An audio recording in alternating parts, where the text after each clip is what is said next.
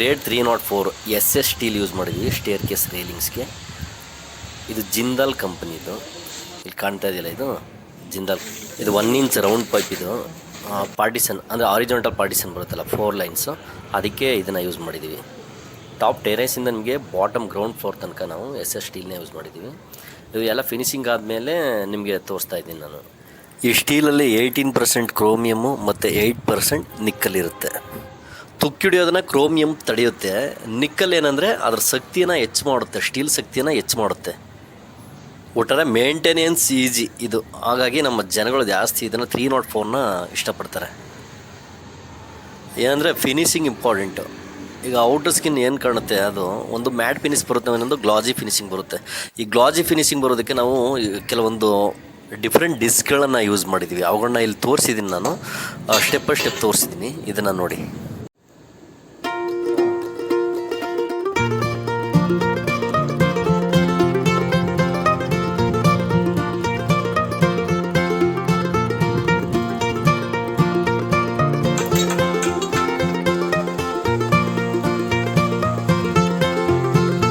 ಈ ಕಡೆ ಬನ್ನಿ ಮುಗಿಸಿ.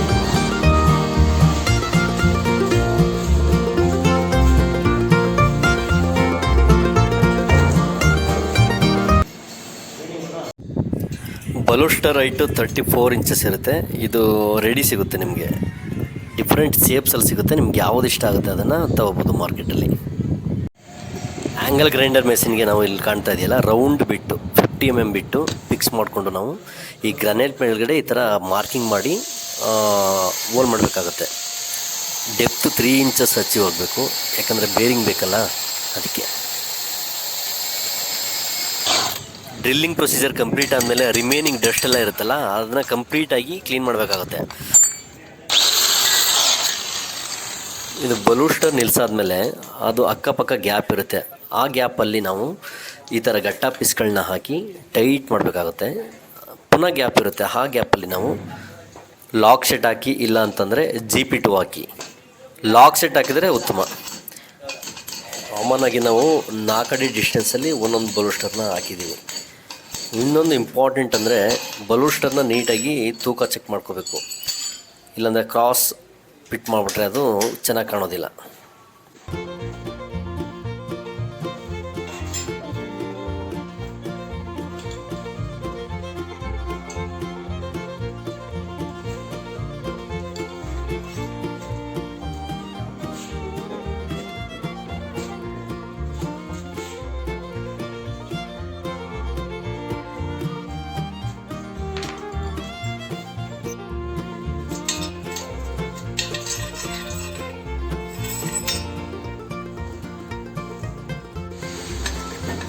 ನೋಡಿ, ಇದು ಬಾಟಮ್ ಕ್ಯಾಪ್ ಇದು.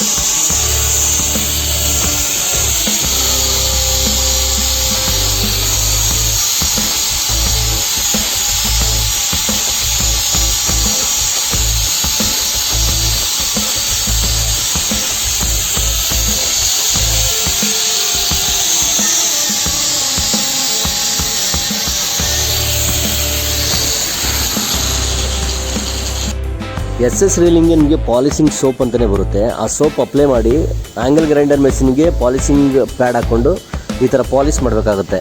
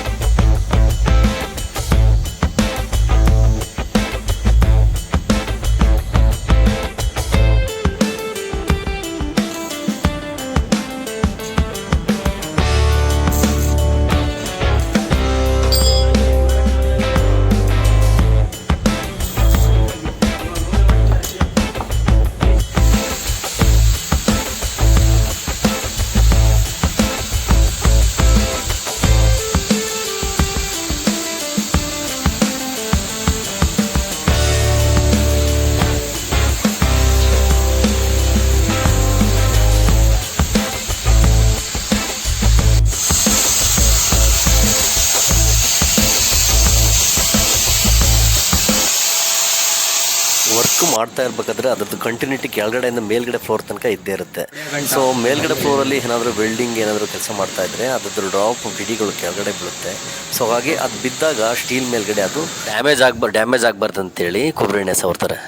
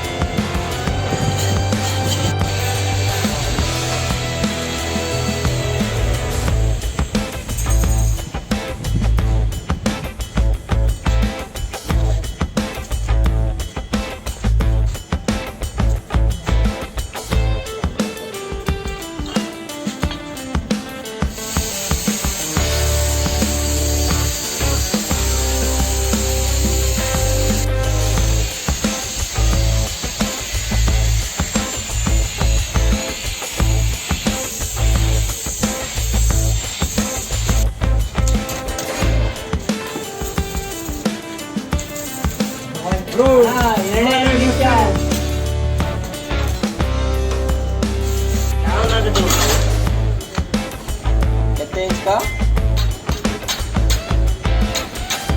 15 इंच का 30 इंच का बचता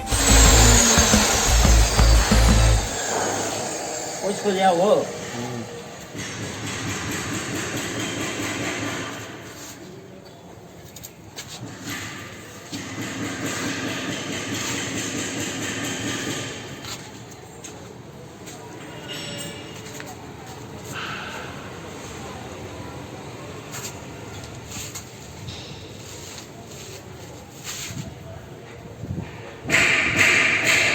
ವರ್ಕ್ ವರ್ಕು ಕಂಪ್ಲೀಟ್ ಆದಮೇಲೆ ಕೊನೆಗೆ ರ್ಯಾಪಿಂಗ್ ಪೇಪರ್ನ ಈ ಥರ ರ್ಯಾಪ್ ಮಾಡಬೇಕು ಎಲ್ಲ ಫುಲ್ಲು.